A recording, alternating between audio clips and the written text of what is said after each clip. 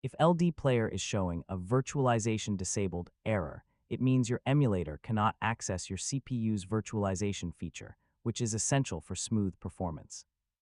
In this tutorial, I'll show you how to fix Virtualization Disabled error in LDPlayer step by step in 2026. First, check if virtualization is actually disabled on your system.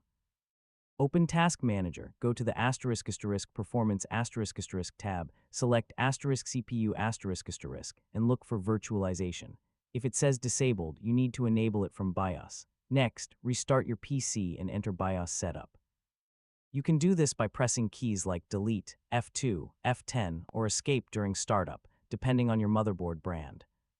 Once inside BIOS, navigate to the **Advanced **, CPU Configuration **, or Security * tab.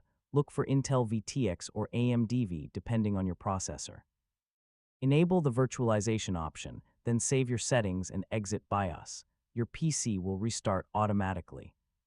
After rebooting, open Task Manager again and confirm that virtualization now shows as enabled.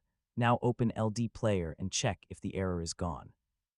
In most cases, enabling VT fixes the problem immediately.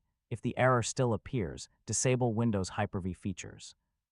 Go to Turn Windows features on or off and uncheck Hyper-V **, Windows Hypervisor Platform **, and Virtual Machine Platform **, then restart your PC.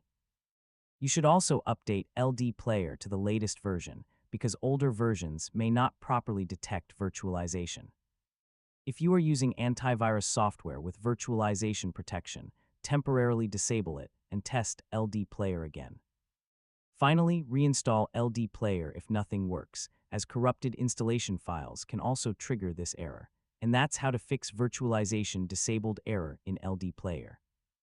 Yeah, once virtualization is enabled and conflicts are removed, LDPlayer runs much faster and smoother. Thanks for watching, and I'll see you in the next guide.